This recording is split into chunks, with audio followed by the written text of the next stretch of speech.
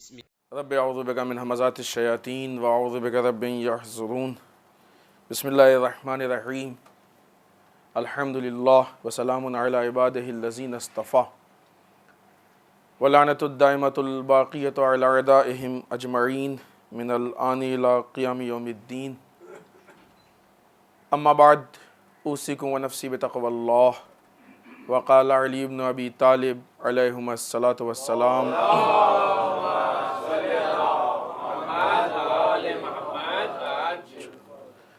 من نصب نفسه للناس اماما فعلیہ ان یبدأ بتعلیم نفسہ قبل تعلیم غیرہ.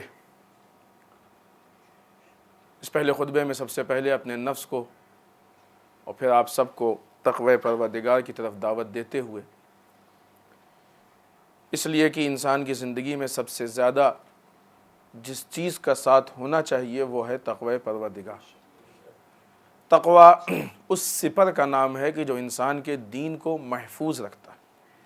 جب تک انسان تقوی کی رعایت کرے گا اس وقت تک اس کا دین خطرے میں نہیں پڑے گا بلکہ محفوظ رہے گا. اور جیسے ہی انسان تقوی سے جدا ہوگا ویسے ہی اس کا دین خطرے میں آ جائے گا.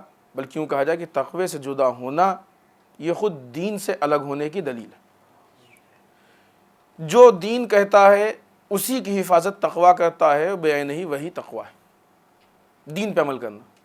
اور ہم نے کسی موقع پہ کہا کہ تقوی کوئی بہت سخت اور بہت مشکل اور بہت بڑی چیز کا نام نہیں ہے کہ مثلا ہم کو عملی میدان میں پریکٹیکل لائف میں مشکل پیش آئے. بہت نارمل زندگی انسان ایک مناسب زندگی جو گزارے تقوی اس کے مطابق ہے. یعنی تقوی انسان کی فطرت و مزاج کے مطابق جو چیزیں ہیں اس کا نام ہے تقوی. اس لیے خداوند متعال نے جو بھی احکام ہمارے اوپر واجب کیے ہیں وہ سارے احکام وہ ہیں جو ہماری فطرت کے مطابق ہیں. لہٰذا تقوی وہ چیز ہے جو فطرت کے مطابق ہے. اس کی مخالفت کرنا یہ در واقع فطرت کی مخالفت ہے. لہٰذا تقوی پہ عمل کرنا انسان کے لیے بہت آسان بھی ہے، اور تقوی کو اختیار کرنا یا تقوی پہ باقی رہنا یہ انسان کے لیے بہت نارمل لائف اور بہت ہی فطری چیز ہے. لہٰذا اس کی حفاظت بھی ہماری ذمہ داری ہے، اور اس کے ذریعے سے دین کا بچانا یہ ہمارے لیے بہت سعادت اور کامیابی کی چیز ہے. آئیے ہمیشہ کی طرح سب سے پہلے متقی کے صفات میں سے ایک صفت کہ جیسا کہ مولا متقیان اپنے خطبے میں متقی کے صفات کے سلسلے میں، متقین کے صفات کے سلسلے میں آپ ارشاد فرماتے ہیں ایک صفت کی جو اس ہفتے وہ یہ کہ یہ وہ لوگ ہیں کہ جو اپنے دین کو محفوظ رکھتے ہیں، یا متقین وہ لوگ ہیں کہ جن کے دین کو تم محفوظ دیکھو گے. دین کی محفوظ ہونے کی سے کیا مراد ہے؟ ابھی شاید پرسوں ہی یہ مسئلہ گزرا ہے جو مغربین کے بیچ میں مسائل ہوتے ہیں. جو مسائل کی مثلا کا انسان سفر میں جا رہا ہے وہاں دین کو خطرہ ہے، پکنک پہ جا رہا ہے دین کو خطرہ ہے، کہیں کمانے جا رہا ہے دین کو خطرہ ہے، کہیں گھومنے جا رہا ہے دین کو خطرہ ہے، تو یہ سارے سفر انسان کے لیے شرعاً جائز نہیں ہے، حرام اگر دین کو خطرہ ہے. تو اس کے ضمن میں آیت اللہ سستانی فرماتے ہیں، اور حقیقت ہے وہ سبھی مراجع کی یہی نظر ہے کہ دین کو خطرہ یا دین کو جو نقصان ہے اس سے کیا مراد ہے؟ دین کو جو نقصان ہے اس سے مراد یہ ہے کہ انسان کے واجبات ترک نہ ہو. جیسا کہ دیکھا جاتا ہے عام طور سے سفر میں نماز ہو جاتی ہے ترک، خدا نہ کرے کہ کسی کی ترک ہو لیکن ہو جاتی ہے. اگر دین کو نقصان ہو گیا، دین کو خطرہ ہو گیا، تو پھر ہر وہ چیز کی جو اس نقصان کا باعث بنے گی وہ شرعاً جائز نہیں ہے. تو دین کا نقصان کی انسان سے واجب ترک ہو جائے. دین کا نقصان کیا ہے کہ انسان حرام کام میں مبتلا ہو جائے. یہ انسان کا مذہبی نقصان ہے، دینی نقصان ہے. ایک انسان کا مالی نقصان ہوتا ہے، ایک انسان کا عزت کا نقصان ہوتا ہے، آبرو کا نقصان ہوتا ہے، ایک انسان کا دینی نقصان ہوتا ہے. اگر کوئی ایسا سفر انسان کے سامنے پیش آ جائے کہ اگر انسان گیا تو مثلا بزنس میں بہت اچھی ڈیل ہو جائے گی لیکن نماز مثلا قضا ہو جائے گی، اور اگر نہیں گیا تو ظاہر سی بات ہے کہ نماز بچ جائے گی لیکن وہ ڈیل نہیں ہو پائے گی. آپ بتائیے انسان کیا فیصلہ کر لے گا یا کیا لینا چاہیے؟ بہت مشہور واقعہ، لیکن ظاہر سی بات خطبے میں مختصر موقع میں وقت نہیں ہے کہ اس تفصیل کو پیش کریں. کہ یہ امام نے اپنے صحابی سے منع کیا کہ مت جاؤ اس سفر میں، نقصان ہے، لوٹ کے آیا، آنے کے بعد کہتا ہے مولا آپ نے کہا نقصان ہوگا، اس میں تو فائدہ ہی فائدہ ہوگا۔ امام نے یاد دلایا کہ تمہیں فلاں موقع پہ تمہاری نماز قضا ہوئی نہیں یاد ہے؟ تو انسان آج کے زمانے میں فائدہ اور نقصان مال کے آئینے میں دیکھتا ہے۔ اگر مالی فائدہ ہے تو فائدہ ہے، اور مالی نقصان ہے تو نقصان ہے، جبکہ اسلام انسان کے فائدے اور نقصان کو مال میں نہیں دین میں دیکھتا ہے، اس لیے کہ گیا ہوا مال واپس آ جاتا ہے، لیکن گیا ہوا دین دوبارہ واپس آ جائے یہ بہت مشکل اور سخت ہے۔ انسان کا دین، انسان کی آبرو، اسی لیے سرکار سید الشہداء امام حسین علیہ السلام کا جملہ ہے،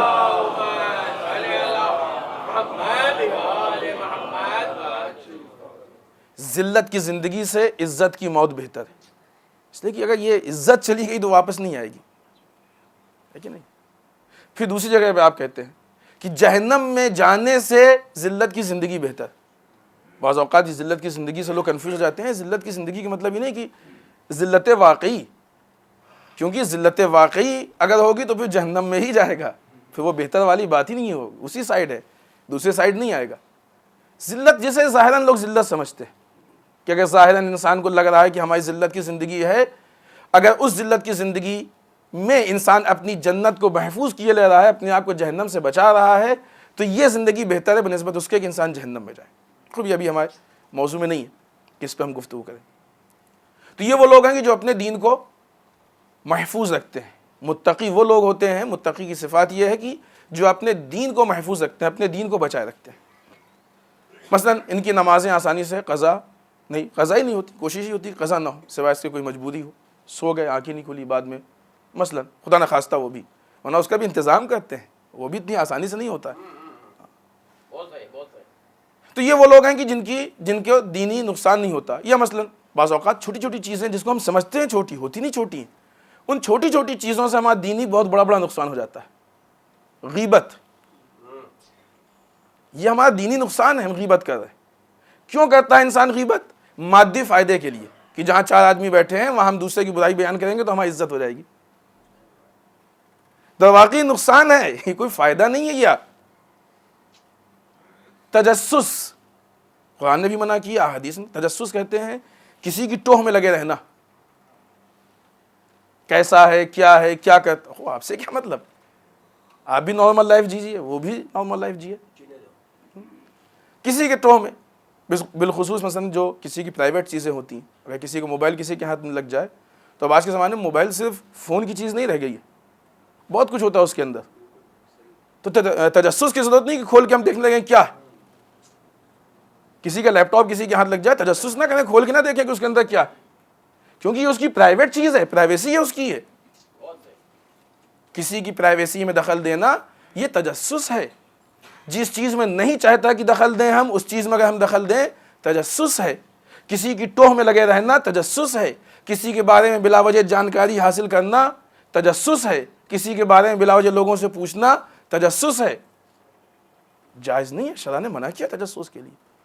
بہت سی ایسی چیزیں ہیں، یہ تو ہم نے ایک آدھ دو چیزیں آپ سے بیان کی، کہ انسان بعض اوقات سمجھتا ہے بہت چھوٹی سی چیز ہے، اس کو انجام دے دیتا ہے اور اس کے ذریعے سے اس کا دین نقصان میں آ جاتا ہے۔ یہ بھی ایک بہت تفصیلی بات ہے، اس کو یہیں پہ روک کے آئیے جس جملے کو ہم نے آپ کے سامنے پیش کیا، در واقع وہ جملہ اس کے آگے بھی ہے، ہم آپ کے سامنے اس کا ڈائریکٹ ترجمہ پڑھتے ہیں اور اس کی وضاحت کرتے ہیں۔ امام فرما رہے ہیں کہ جو شخص بھی خود کو لوگوں کا امام بنا کے پیش کرے، اس کا فرض یہ ہے کہ لوگوں کو نصیحت دینے سے پہلے اپنے نفس کو تعلیم دے۔ ہر آدمی کو شوق ہوتا ہے نا کہ ہم لوگوں کے لیڈر بن جائیں، لوگ ہمارے کہنے پہ چلیں، لوگ ہمارے ماننے پہ چلیں۔ دوسروں کو تعلیم دینے سے پہلے اپنے نفس کی تعلیم کی فکر کرو۔ آگے پہلے پورا ترجمہ پڑھ لیں، پھر اس کے جو پوائنٹس ہیں پوائنٹ ٹو پوائنٹ، اس لیے کہ پہلے خطبے میں بہت زیادہ وقت نہیں رہ گیا۔ پہلے اپنے نفس کو تعلیم دے، اور زبان سے تبلیغ کرنے سے پہلے اپنے عمل سے تبلیغ کریں۔ تو پہلی چیز اپنے نفس کی تعلیم، دوسری چیز اپنے عمل کی اور کردار کی اصلاح۔ اور یہ بات یاد رکھے کہ اپنے نفس کو تعلیم و تربیت دینے والا دوسروں کو تعلیم و تربیت دینے والے سے زیادہ قابل احترام ہوتا ہے۔ سب سے پہلی چیز جو امام کے اس جملے سے معلوم ہوتی ہے وہ بہت واضح، ایک دم کلیئر، صریح چیز کہ غیر معصوم بھی امام ہو سکتا ہے۔ آج بڑا اعتراض ہوتا ہے نا کہ فلاں کو امام کیوں کہتے ہیں، فلاں کو امام کیوں کہتے ہیں، یہ 13ویں امام کہاں سے آگے اور 14ویں، کوئی امام کہہ نہیں رہے۔ جو بھی امام بننا چاہتا ہو یہ کر لے، امام بن جائے گا۔ جس نے یہ کیا وہ بن بھی گیا، جس نے یہ کیا وہ امام بن بھی گیا، جو نہیں بن پایا وہ پریشان ہے کہ کیسے بن گئے۔ پہلی چیز۔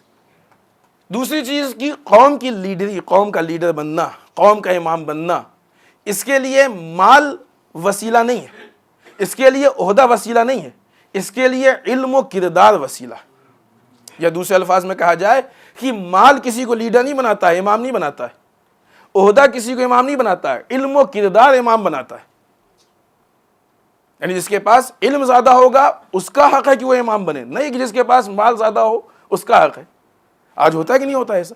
مال والا علم والے کو دبانے کی کوشش کرتا ہے اپنے مال کے زور پہ، میں ایسا کہتا ہوں لہٰذا آپ ایسے بولیں، میں ایسا کہتا ہوں لہٰذا آپ ایسے کریں، میں یہ کہتا ہوں لہٰذا آپ یہ نہ کیجئے۔ امام کیا کہہ رہے ہیں؟ امامت یعنی امام سے مراد یہ امام یعنی لیڈر، وہ امام نہیں، پھر وہی کنفیوژن نہ پیدا ہو۔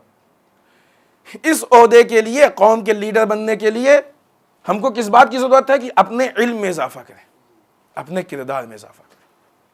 علم و کردار کے ذریعے سے ہم قوم کے لیڈر بنیں۔ یہ خود ایک بہت تفصیلی چیز ہے، اگر آپ غور کریں تو یہ بہت بڑی وہ بات ہے کہ جو آج ہماری پریکٹیکل لائف میں ہے اور بہت زیادہ مسائل پیدا کر رہی ہے۔ آج اگر لوگوں تک صحیح دین نہیں پہنچ رہا ہے تو اس کی بہت بڑی ایک وجہ یہ بھی ہے کہ مالدار صاحبان علم کے اوپر حاکم بننا چاہتے ہیں، عہدیدار صاحبان علم پہ حاکم بننا چاہتے ہیں، اور ان کو اس بات کی اجازت نہیں دیتے ہیں کہ وہ مذہبی اسٹیج پہ آ کے صحیح بات کو آزادی کے ساتھ پیش کریں۔ یہ ہے، کل کو کوئی نہ کہے کہ مولانا کو کسی سے نہیں، مولانا کو شکوہ نہیں ہے، مولانا بامبے کی عام بات بیان کر رہے ہیں، ہندوستان کی عام بات بیان کر رہے ہیں۔ الحمدللہ ہم کو ہے یہ آزادی، لیکن بامبے میں ایسا نہیں ہے، یہ آپ جانتے ہیں۔ آج جو صحیح دین نہیں پیش کیا جا رہا ہے اس کی وجہ یہ ایک۔ دوسری مشکل ہے، اس مشکل میں تقریباً اچھوں گرفتار ہونا پڑتا ہے، وہ یہ کہ عوام، یہاں پہ بات عہدے کی نہیں، عوام جو بھی اپنے آپ کو عوام میں ذرا سا بھی سمجھتا ہے کہ ہم بڑے ہیں، وہ آتا ہے اور اس کے بعد ایسے حالات پیش کرتا ہے کہ جب حق بیانی ہو تو اس کی مخالفت ہو۔ اس سے کسی اور کو نقصان نہیں ہے۔ اگر سامنے والا اس خوف سے کہ کہیں کچھ لوگ فتنہ نہ پھیلا دیں، فساد نہ پھیلا دیں، اپنی بات کو پوری طریقے سے نہیں کہہ پائے گا تو اس کا نقصان نہیں ہوگا، آپ کا نقصان ہوگا کہ حقیقت آپ تک نہیں پہنچ رہی۔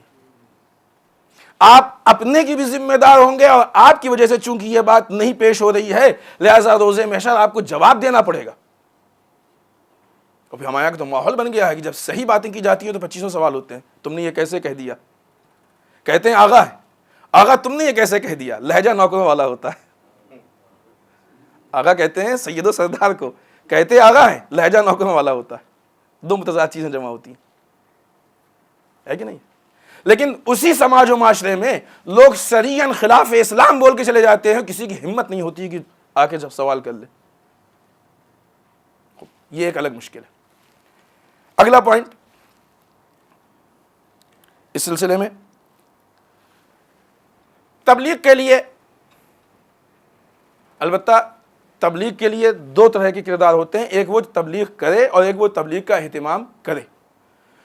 جو تبلیغ کر رہا ہے اس کے لیے ضروری یہ ہے کہ پہلے خود عمل کرے۔ تبلیغ یعنی امام نے کیا کہا کہ لوگوں کے عمل میں سدھار سے پہلے تم اپنے عمل میں سدھار پیدا کرو، زبان کے بجائے عمل سے تبلیغ کرو، وہ اپنے عمل میں سدھار پیدا کرے۔ جو لوگ تبلیغ کروا رہے ہیں وہ یہ مت سوچیں کہ یہ تو ہم نے دوسروں کے لیے انتظام کر دیا، ہمارے لیے نہیں ہے، وہ بھی اس تبلیغ سے فائدہ اٹھائیں، وہ بھی اس کو حاصل کریں۔ اور اس کے ساتھ ساتھ بہت سارے پوائنٹس ہیں، ہم نے بارہا کہا ہے کہ یہ کلمات قصاص بہت تفصیلی چیز ہے، ایک ایک کلمے پہ کئی تقریریں ہو سکتی ہیں۔ اس خطبے میں تھوڑا بس سمجھیے کہ تفصیلی ترجمہ ہم پیش کر پاتے ہیں، ورنہ مولا کے کلام کس کی مجال ہے کہ جو بیان کر سکے، اور جتنا بیان ہو سکتا ہے اتنا بھی اس وقت میں نہیں ہو سکتا ہے۔ اگلا پوائنٹ کہ ان ساری چیزوں کے ضمن میں، ان ساری چیزوں کے ساتھ پھر انسان لوگوں تک دین پہنچائے۔ لوگوں کو تعلیم دو، لوگوں کو کردار سے اپنے تبلیغ کرو۔ دین کا پہنچانا یہ ہم سب کی ذمہ داری بھی ہے اور ہم سب پہ واجب ہے۔ قرآن مجید نے بہت واضح سورہ بقرہ آیت نمبر 174 میں ارشاد فرمایا خداوند متعال نے، ڈائریکٹ ترجمہ پڑھتے ہیں کہ جو لوگ خدا کی نازل کی ہوئی کتاب کے احکام کو چھپاتے ہیں، آج کے زمانے میں فیشن ہے نا کہ ہم لوگ چھپ کے پڑھتے ہیں، جو لوگ خدا کے نازل کی ہوئی کتاب کے احکام کو چھپاتے ہیں اور تھوڑی سی قیمت پہ بیچ ڈالتے ہیں۔ تھوڑی سی قیمت کیوں بیچ ڈالتے ہیں؟ کسی کی بزنس میں گئے اور دیکھا کہ کوئی حرام کام ہو رہا ہے، کیوں کر رہے ہیں بھائی آپ یہ؟ کہ مولانا آپ کو نہیں معلوم اس سے کسٹمر کھنچتا ہے۔ حرام کام ہے کہ نہیں؟ تھوڑی سی بات کے لیے کہ کسٹمر آ جائے اپنے دین کو بیچ دیا۔ کس کے لیے بیچ دیا؟ 4 پیسوں کے لیے بیچ دیا، جس پہ یقین بھی نہیں ہے، احتمال ہے کہ شاید اس سے کسٹمر بڑھ جائے۔ تو جو لوگ بھی احکام قرآن کو چھپاتے ہیں اور دین کو تھوڑی سی قیمت پہ بیچ ڈالتے ہیں، وہ در حقیقت اپنے پیٹ میں صرف آگ بھر رہے ہیں۔ وہ در حقیقت اپنے پیٹ میں صرف آگ بھر رہے ہیں، اور خدا روز قیامت ان سے بات بھی نہ کرے گا۔ چھپا کے اگر انسان دین دے رہا ہے تو خدا روز محشر بات بھی نہ کرے گا، اور نہ انہیں پاکیزہ قرار دے گا، اور ان کے لیے دردناک عذاب ہے۔ فوراً بلا فاصلہ اسی کے بعد والی آیت میں ارشاد ہوتا ہے، یہی وہ لوگ ہیں جنہوں نے گمراہی کو ہدایت کے عوض اور عذاب کو مغفرت کے عوض خرید لیا۔ انہوں نے گمراہی کو خرید لیا، ہدایت بیچ کے گمراہی خرید لی، مغفرت بیچ کے عذاب کو خرید لیا، اور آخر یہ آتش جہنم میں کس قدر صبر کریں گے۔ یہ قرآن کی آیتیں ہیں دونوں، کوئی حدیث نہیں کہ کوئی بھی کہہ دے کہ یہ معتبر نہیں ہے۔ بعض اوقات ہمارے کسی جوان نے کہا بھی کہ نہیں مولانا وہ تو حدیث ہے کہ مجلس امانت ہے۔ مجلس کی باتوں کو امانت کہتے ہی اس کو ہیں کہ جو اس کا مستحق ملے اس تک پہنچا دیا جائے، یہ امانت داری ہوتی ہے۔ اگر نہ پہنچایا جائے تو یہ خیانت ہوتی ہے۔ لہٰذا جن چیزوں کو ہم امانت سمجھتے ہیں مستحقین تک پہنچا دیا جائے۔ اب یہ کیسے ہو سکتا ہے کہ آپ کے علاوہ کوئی مستحق ہی نہیں ہے علم کا؟ یہ تو خود خواہی اور خود پسندی ہو گئی، جو اس سے بڑا گناہ۔ لہٰذا مولا کائنات کے اس قول کی روشنی میں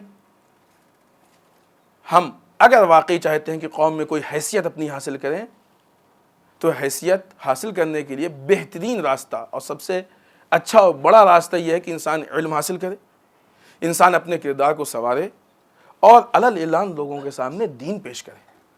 اس وقت جب کہ جناب حمزہ، جب کہ اصحاب رسول، جب کہ اہل بیت رسول صرف لا الہ الا اللہ محمد رسول اللہ کہنے پہ ان کے خلاف سازشیں ہوا کرتی تھیں، ان کے شروع میں دیکھیں جن لوگوں نے اسلام کو قبول کیا ان کو مارا جاتا تھا، اس وقت یہ کام چھپا کے نہیں ہوا۔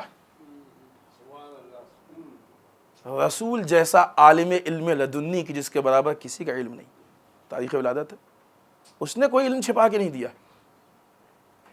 ہمارے داستان اسلام میں کسی امام صادق علیہ السلام جن کی تاریخ ولادت آنے والی ہے،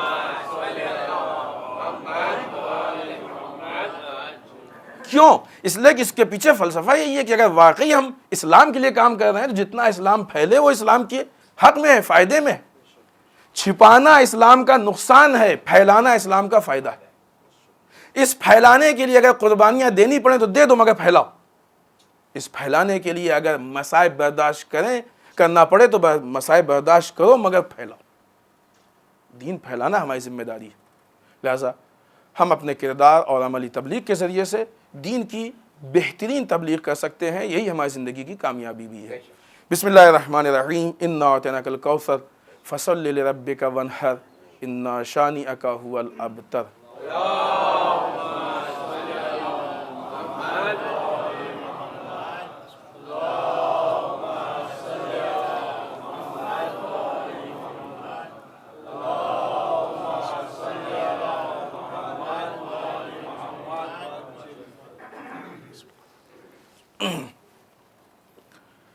رب اعوذ بک من ہمزات الشیاطین واعوذ بک رب ان یحضرون۔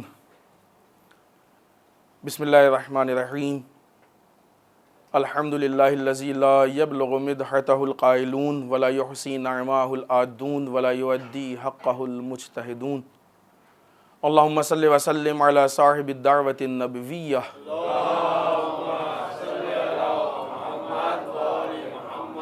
والصولۃ الحیدریہ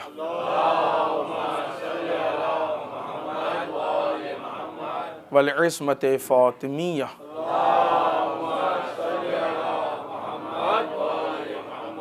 والعلم الحسنیہ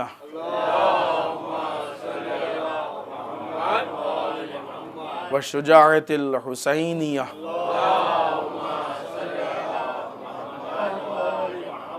والعبادۃ السجادیہ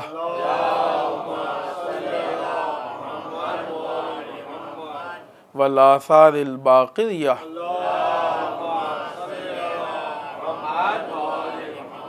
والمأثر الجعفریہ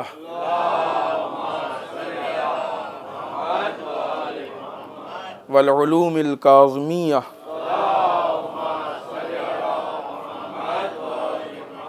والرضاء الرضویہ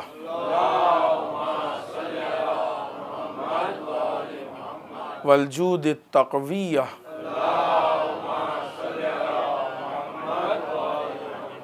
والنقاوۃ النقویہ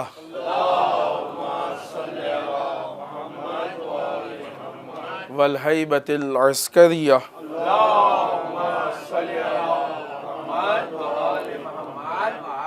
والغیبۃ الہیہ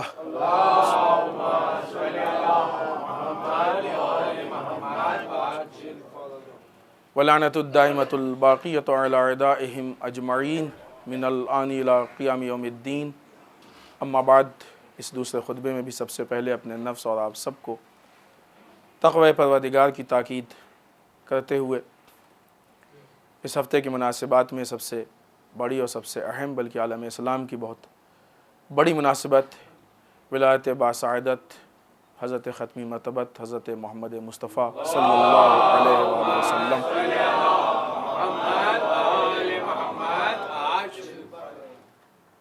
وہ ذات کی جو رحمت للعالمین عالمین کے لیے رحمت بن کے آئی.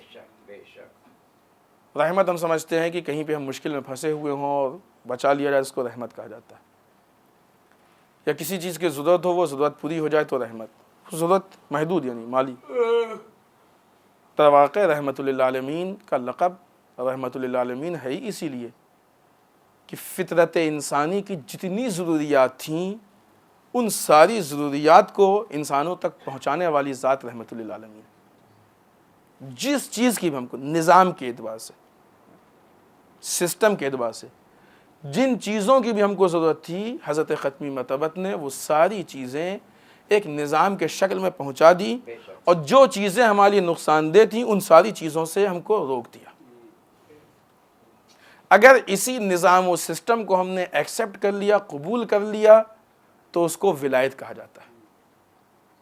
جو لوگ اطاعت واقعی ایکچول اطاعت کرتے ہیں وہ ولایت کو نظام و سسٹم سمجھتے ہیں.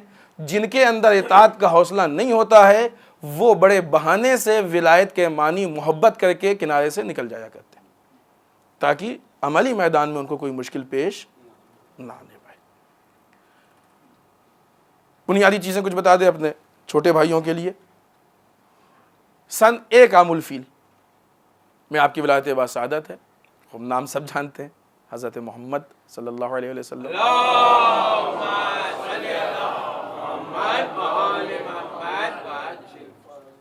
القاب بے انتہا ہے، رحمت للعالمین ہے، مصطفیٰ ہے، وغیرہ وغیرہ. کنیت آپ کی ابو القاسم ہے. والدین میں جناب کے والد جناب حضرت عبداللہ علیہ الصلوۃ والسلام ہے، والدہ جناب آمنہ بنت وہب ہیں، کہ آپ کے والدین.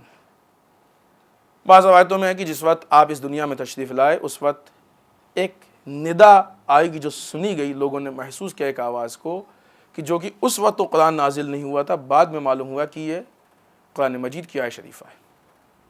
جاء الحق وزهق الباطل ان الباطل کان زہوقا. اور بعض روایتوں کے حساب سے کہ اس وقت جب ہمارا آخری محمد پردہ غیب سے آئے گا اس وقت بھی یہ آیت شریفہ سنائی دے گی۔ اس کا مطلب کیا ہوتا ہے؟ جاء الحق وزہق الباطل، حق آیا اور باطل چلا گیا۔ اس کی وضاحت کی ضرورت ہے لیکن یہاں پہ ہم صرف سمپل ترجمہ پیش کر رہے ہیں۔ جاء الحق وزہق الباطل، حق آیا اور باطل چلا گیا۔ ان الباطل کان زہوقا، باطل تو واقعی جانے والا ہی تھا، یعنی ختم ہونے ہی والی چیز تھی، وہ ٹھہرنے والی رکنے والی چیز نہیں تھی۔ آپ کی ولادت کے موقع پہ کچھ معجزے ہوئے ہیں اور آپ کی زندگی میں کچھ معجزے تھے۔ آج ہمارے یہاں معجزوں کا بڑا زور ہوتا ہے، لیکن ان معجزوں کے پیچھے ہم دیکھیں کہ معجزے کیوں تھے، فلسفہ کیا ہے، اس کے اندر میسج کیا ہے۔ صرف ہم آپ کو اس چیز کی طرف دعوت دینا چاہتے ہیں کہ ان معجزوں کی طرف توجہ فرمائیں۔ اتنا موقع نہیں کہ اس خطبے میں ہم معجزات بیان کریں، ان کا فلسفہ بیان کریں، لیکن توجہ فرمائیں کہ یہ معجزے ہم کو کیا پیغام دینا چاہتے ہیں۔ یعنی کہ کسی نے اس کو خلاصہ کیا تو جس وقت آپ اس دنیا میں تشریف لائے ہیں جتنے بت تھے روئے زمین پہ سب منہ کے بل گر گئے۔ ہر وہ چیز کی جس کی وجہ سے باطل کی پرستش ہوتی تھی وہ ختم ہو گئی۔ یہ خلاصہ ہے، گویا یہ میسج ہے کہ یہ وہ ذات ہے کہ جس کا نظام، جس کا سسٹم دنیا کے ہر باطل کو ختم کر دے گا اور ہر حق کو اس کے مقام تک پہنچا دے گا۔ دوسری مناسبت جو اسی تاریخ میں ہے، صادق آل محمد امام جعفر صادق علیہ السلام کی ولادت باسعادت۔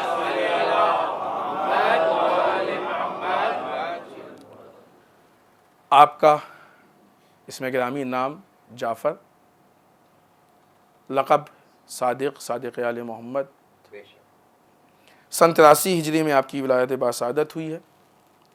کنیت آپ کی ابو عبداللہ ہے، اور کارناموں میں جو اہم ترین کارنامہ آپ نے انجام دیا وہ یہ کہ جب آپ کو موقع فراہم ہوا، یہ باتیں ہم نے آپ کے سامنے کئی مرتبہ پیش کی ہیں کہ بنی عباس اور بنی امیہ کی حکومت جب تبدیل ہوئی اور مضبوط ہونے میں، تو اس درمیان تھوڑا سا جو آپ کو ہلکا سا مظالم میں تھوڑا فرق محسوس ہوا، تو آپ نے علوم آل محمد کو کثرت سے پھیلایا، اور بہت زیادہ ایسے لوگ ہیں کہ جن کو آپ نے پڑھایا ہے اور پڑھا کے اپنے شاگرد بنائے، اور پھر اس کے بعد ان کے ذریعے سے اسلام کی تبلیغ کروائی ہے۔ معلوم یہ ہوا کہ اگر اسلام کی تبلیغ کسی کو کرنا ہے، اسلام کسی کو پھیلانا ہے، تو پہلے صحیح سوچ سے اس کو پڑھنا پڑتا ہے۔ آپس میں پڑھ کے اسلام کی تبلیغ نہیں ہوا کرتی ہے، صحیح سوچ سے پڑھے پھر اس کے بعد ہو جائے، بہت صحیح تبلیغ کرے، دل کھول کے تبلیغ کرے، تبلیغ کرنے کوئی منع نہیں کرتا، لیکن صحیح طریقے سے علم کو حاصل کرے۔ اس کے بعد کی مناسبت آنے والی 18 ربیع الاول، اسلام کی ایک بہت عظیم خاتون جناب ام کلثوم سلام اللہ علیہا کی ولادت باسعادت۔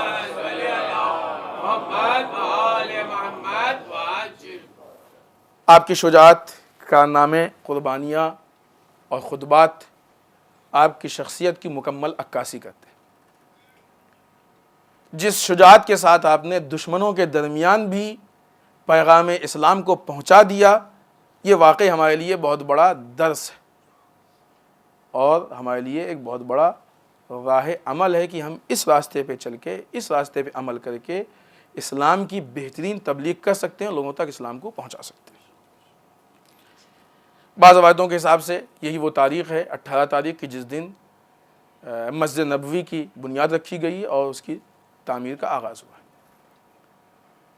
مناسبتوں میں سے ایک اور بہت اہم مناسبت ہے کہ جو چل رہی ہے، جسے ہم ہفتہ وحدت کہتے ہیں۔ اس سے پہلے ہم نے بیان کیا تھا کہ 12 ربیع الاول رسول کی ولادت مسلمان کے بعض فرقوں کے نزدیک، 17 ربیع الاول شیعان اہل بیت کے نزدیک، اگر 12 سے 17 تک منایا جائے تو یہ ہفتہ وحدت ہوتا ہے، جس کا اعلان امام خمینی نے کیا۔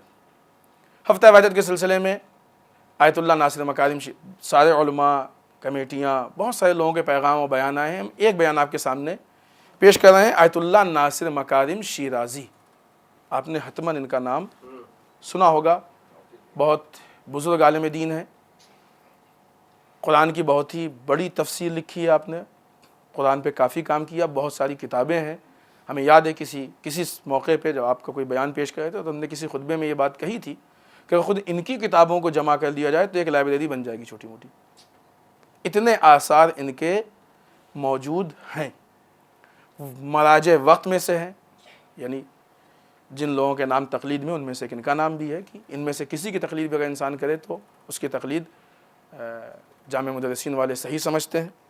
ان کا بیان ہے، فرماتے ہیں کہ خداوند متعال نے قرآن مجید میں مسئلہ وحدت کی طرف اشارہ کیا ہے، اور ہر طرح کے اختلاف کو خداوند متعال نے قرآن مجید میں جو وحدت کی طرف اشارہ کیا ہے، لہذا ہر طرح کے اختلاف کو ایک زلزلہ یا بجلی کی طرح عکاسی کی ہے، بیان کیا ہے۔ کیا مطلب؟ یعنی زلزلہ جہاں بھی آتا ہے پوری آبادی کو ویران کر دیتا ہے، بجلی جہاں گرتی ہے پوری آبادی کو ویران کر دیتی ہے۔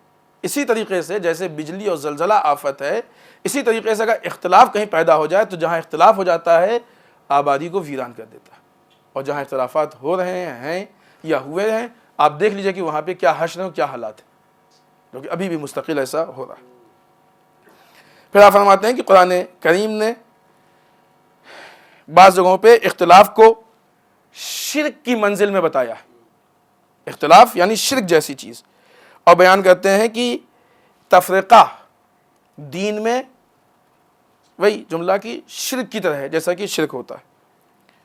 پھر اس کے بعد آپ نے تاکید کی کہ دوسرے لوگوں کی اہانت اسلام میں جائز نہیں ہے، لہٰذا نہ دوسرے فرقوں کو چاہیے کہ جو ہمارے مقدسات ہیں ان کی توہین کریں، اور نہ ہم کو چاہیے کہ دوسروں کے جو مقدسات ہیں ہم ان کی توہین کریں۔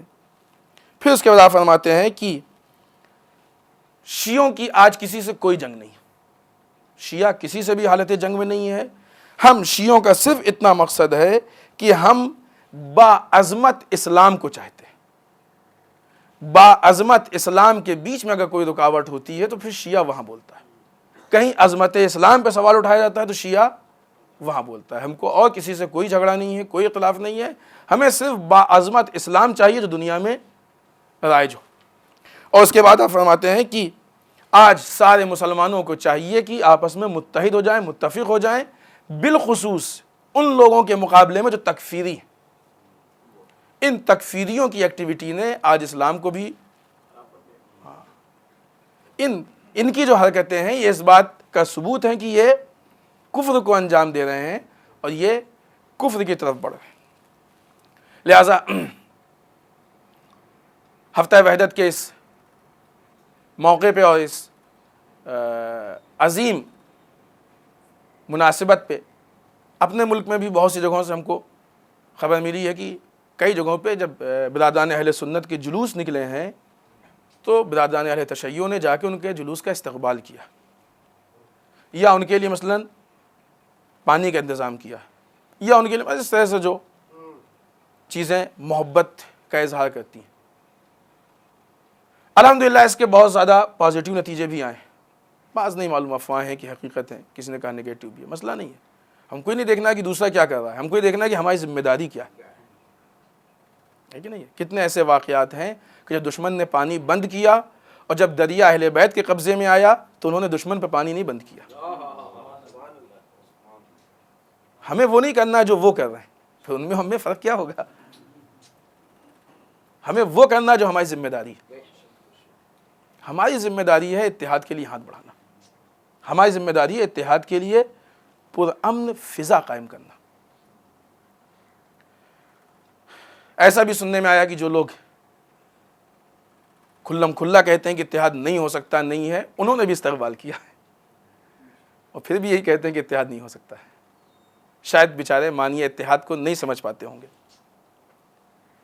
لہٰذا الحمدللہ یہ اتحاد کی جو فضا ہے یہ ہماری قوم کو ترقی کی طرف لے کے جائے گی، ہماری قوم کے طاقت کو مضبوط کرے گی، یونٹی ہماری قوم کے پاور کو لوگوں کے سامنے پیش کرے گی۔ اگر آج مسلمان ایک پلیٹ فارم پہ آ جائے تو بہت ساری اچھائیوں کو مسلمان بہت آسانی سے حاصل کر سکتا ہے، بہت سارے حقوق جو مسلمان کے آج دوسروں کے قبضے میں ہیں ان کو بہت آسانی سے حاصل کر سکتا ہے۔ آج بہت ساری باتوں کو مسلمان صرف کہہ کے لے سکتا ہے، اور اپنا ہی نہیں بلکہ دنیا میں ہونے والے ہر ظلم کی مخالفت بھی کر سکتا ہے، ہر غلطی کی اصلاح بھی کر سکتا ہے، بشرطے کہ ہم اس نظام و سسٹم پہ عمل کریں کہ جو نظام و سسٹم اسلامی سسٹم ہے۔ اس کے بعد ایک آدھ دو جو بہت چھوٹی چیزیں ہیں کہ لبنان میں بلاسٹ ہوا اور اس کے پہلے ہی بلاسٹ ہوا، ہم پھر کہیں گے کہ یہ وہ چیزیں ہیں کہ جو ہم کو کسی خاص روش کی طرف دعوت فکر دیتی ہیں. ہم سوچیں کہ مثلا کہاں پہ ہوا, کیوں ہوا, اس کے پیچھے وجہ کیا, کس کا ہاتھ ہو سکتا ہے, کیوں کر سکتا ہے. صرف سن لینا اور افسوس کر لینا, اور آہستہ آہستہ ایسے حالات ہو جاتے ہیں کہ پھر انسان افسوس, کیونکہ سننے کا عادی ہو جاتا ہے. نہیں, اپنے کو عادی نہ بنائیں, اور پھر اس کے بعد جس طریقے سے بھی ہم اس کے خلاف آواز اٹھا سکتے ہیں یا مثلا ان لوگوں کو پرسہ دے سکتے ہیں ہم دیں. اس کے علاوہ وہ لوگ کی جو واقعی اپنے آپ کو اصلاح کا مالک سمجھتے ہیں, روس نے یورپ کے اتحادیے پہ تنقید کی ہے کہ یہاں پہ حقوق بشر نہیں ہے. یورپ جو ہیومن رائٹس کا دعویٰ کرتا ہے, روس نے تنقید کی ہے کہ وہاں پہ حقوق بشر ہماری نگاہ میں نہیں ہے. اور ہمیشہ سے ہم یہی کہتے آ رہے ہیں, حقوق بشر اسلام میں ہے. اس لیے کہ جس انسان کو یہی نہیں معلوم کہ نفس سے انسان کا کیا حق ہے, وہ حقوق بشر پہ کیا بات کرے گا. وہاں تو سوتیلا پن ہے, وہاں تو نظریات میں اختلاف ہے, سب سے زیادہ ظلم بھی وہیں سے ہو رہے ہیں. لہٰذا وہ حقوق بشر کی بات نہیں کر سکتے ہیں. اگر آج ہم دنیا میں حقوق بشر کو دیکھنا چاہتے ہیں تو ہم کو قوانین اسلام پہ عمل کرنا ہوگا, جو کہ در واقع یہی وہ چیزیں ہیں کہ جو حقوق بشر کو دنیا میں زندہ رکھ سکتی ہیں. آئیے بارگاہ پروردگار میں دعا کرتے ہیں, پالنے والے ہم سب کو اعمال صالحہ کی توفیق عنایت فرما. بار الہ اعمال قبیحہ سے محفوظ رکھ, بار الہ ہمارے گناہوں کو بخش دے, بار الہ ہمارے مرحومین کو بخش دے, پالنے والے اسلام و مسلمین کی حفاظت فرما. بار الہ دشمنان اسلام کو نیست و نابود کر دے. بار الہ جو پریشان حال ان کی پریشانیوں کو دور فرما. بار الہ جو لاولد ان کو اولاد صالح عنایت فرما. بار الہ جن کے شادیوں مشکلات ان کے مشکلات کو حل فرما. بار الہ ہمارے علماء کا سایہ ہمارے سروں پہ باقی رکھ. بار الہ رہبر و مراجع کو طول عمر عنایت فرما. بار الہ امام کے ظہور میں تعجیل فرما. ہمیں ان کے اعوان و انصار میں شریک ہونے کی توفیق عنایت فرما. ربنا تقبل منا انک انت السمیع العلیم. بسم اللہ الرحمن الرحیم. قل هو اللہ احد اللہ الصمد لم یلد ولم یولد ولم یکن لہ کفوا احد.